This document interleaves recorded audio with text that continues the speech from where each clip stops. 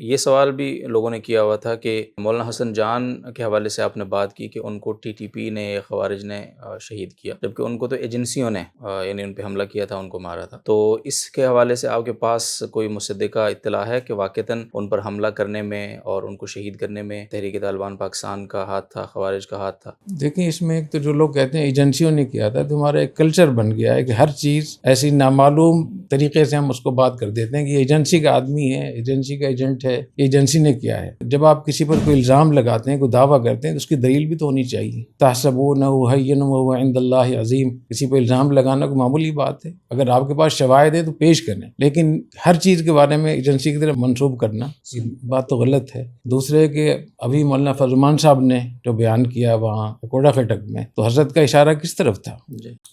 مولانا حسن جان صاحب کا حوالہ دیا، مولانا نور محمد صاحب کا حوالہ دیا، تو ایجنسی کی طرف تھا یا ان لوگوں کی طرف جو اس کو جہاد کہتے ہیں، اپنے آپ کو مجاہد کہتے ہیں؟ تیسری بات یہ ہے کہ اس کے بہت سارے شواہد موجود ہیں کہ انہوں نے خود اس کو دعویٰ کیا تھا کہ ہم نے کیا ہے، اور جو بھی ایسا کرے گا اس کو کریں گے۔ میں آپ کو یہی بتا دوں کہ جو تحریک طالبان کے جو پہلے وہ تھے نا بیت اللہ محسود، تو بیت اللہ محسود کا مجھ سے کافی قریبی تعلق تھا، بہت پہلے سے۔ مجھے کسی نے بتایا تھا کہ وہ آپ کی بہت عزت کرتے ہیں، تو میں نے ان کو پیغام بھیجا تھا کہ میں آپ سے بات چیت کرنا چاہتا ہوں، تو کیا ایسا ممکن ہے کہ آپ کراچی آ جائیں؟ تو انہوں نے کہا کہ میں فون پہ بات کر لیتا ہوں۔ تو فون پہ میری بات ہوئی ان سے، میں نے کہا کہ جو کچھ آپ لوگ کر رہے ہیں تو شرعاً ناجائز ہے، اور یہ کیسے آپ لوگ کر رہے ہیں، اس کا بہت نقصان ہوگا، افغانستان کو بھی نقصان ہوگا اور پاکستان کو بھی نقصان ہوگا۔ تو انہوں نے کہا کہ پھر ہم کیا کریں؟ میں نے کہا بالمشافہ مجھ سے بات چیت کریں، کیونکہ یہ ایسی نہیں جو ٹیلی فون سے بات حل ہو جائے۔ تو انہوں نے کہا کہ آپ یہاں آ سکتے ہیں۔ میں نے کہا میرے لیے آنا تو مشکل ہوگا۔ میں نے کہا آپ اگر آ جائیں، تو ان کا میرے لیے آنا بھی مشکل ہوگا۔ تو میں نے کہا پھر آپ ایسا کر لیں کہ جو آپ کے اہم لوگ ہیں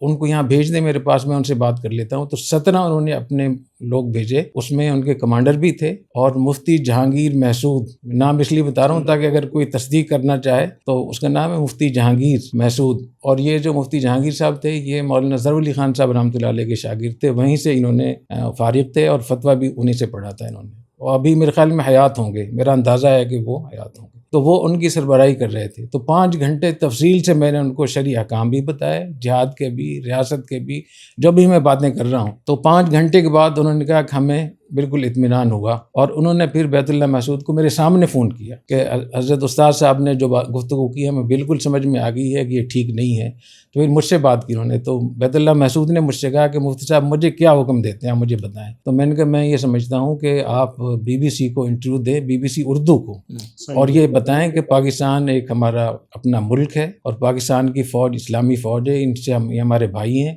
ان سے ہم بالکل لڑنے کو ہم صحیح نہیں سمجھتے، اور ہمارے لڑنے سے یہاں کوئی وہ نہیں ہے۔ تو باقاعدہ اردو BBC میں آپ یہ انٹرویو دیں۔ تو بیت اللہ محسود نے اسی دن اردو سروس کو انٹرویو دیا۔ اگر کسی کے پاس اتنے وسائل ہیں کہ وہ اس زمانے کی اس اردو سروس کا اگر وہ حصہ دیکھ لیں تو آپ کو اندازہ ہوگا کہ بیت اللہ محسود نے خود BBC کو انٹرویو دیا کہ پاکستانی فوج ہمارے بھائی ہیں، اسلامی فوج ہے، پاکستان ہمارا اسلامی ملک ہے، اور یہاں ہم بالکل نہیں لڑنے کو ہم جائز سمجھتے۔ باقاعدہ انہوں نے یہ بات کی۔ انہوں نے یہ پبلش ہوا تھا انٹرویو؟ جی بالکل، میں نے خود سنا ہے، BBC سے میں نے خود سنا ہے اسی دن، جب دن میں ہماری بات ہوئی اسی دن رات کو انہوں نے، تو BBC سے یہ نکلوایا جا سکتا ہے۔ تو ایک تو میں یہ عرض کرنا چاہ رہا ہوں کہ میرے جو روابط ہیں، جو میری معلومات ہیں، وہ ایسی نہیں ہیں کہ کمزور معلومات ہیں۔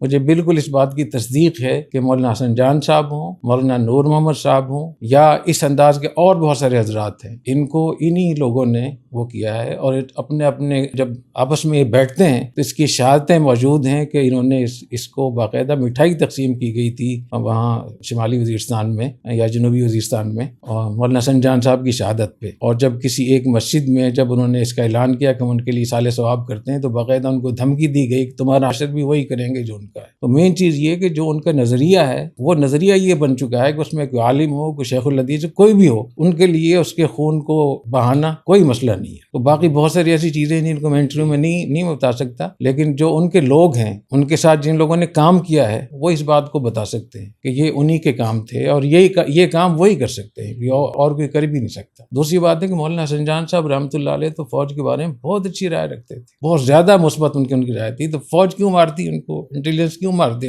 سوچنے کی بات ہے کہ اتنا بڑا عالم دین اور اتنے بڑے ایک ادارے کے شیخ الحدیث ہے اور وہ ان کی حمایت کرتا ہے تو وہ کیوں ماریں گے ان کو؟ تو ہمیں اس بات کو بھی دیکھنا چاہیے. جو میں ریسرچ کی بار بار کہتا ہوں کہ ہمارے مدارس میں دینی مذہبی جماعتوں میں ایک باقاعدہ ریسرچ ہونی چاہیے, تھنک ٹینک ہونا چاہیے کہ ہم سنی سنائی باتوں کے پیچھے چلنے کی بجائے ہم حقیقت پر جائیں. اور جب حقیقت پر جائیں گے تو پھر ہم فوج سے بھی بات کر سکتے ہیں, میڈیا سے بھی بات کر سکتے ہیں. ظاہر ہے کہ اس کا ثبوت موجود ہوگا نا ہمارے پاس. یہ جو بیت اللہ محسود کی بات آپ نے کی, جب آپ نے ان کو سمجھا دیا تھا, پھر ان کے بعد حکیم اللہ محسود کا ایک سلسلہ رہا اور اب تک وہ چیزیں چل رہی ہیں, تو وہ پھر جب سمجھ گیا, انٹرویو بھی دے دیا, تو پھر یہ سلسلہ جاری کیسے رہا ان کی طرف سے؟ تو دیکھیں, جب یہ دنیا کا جب نظام آتا ہے اس میں دنیا کے سسٹم جب چلتے ہیں انٹیلیجنس کے اور ان کی مداخلت اور ان کے, تو پھر ہمارے جو دینی جماعتیں ہوتی ہیں یا ہمارے گروپس ہوتے ہیں ان کے پاس اتنی تیاری ہی نہیں ہے کہ ان کے سیلاب کو ہم روک سکیں. وہ اتنی غلط فہمیاں ڈال دیتے ہیں, اتنی مشکلات کھڑی کر دیتے ہیں مختلف طریقوں سے, اور اتنے اپنے لوگوں کو اس میں داخل کر دیتے ہیں کہ آپ وہاں تک پہنچ ہی نہیں سکتے. اب اندازہ لگائیں نا کہ جو لوگ 45 سال پاکستان میں رہے, 45 سال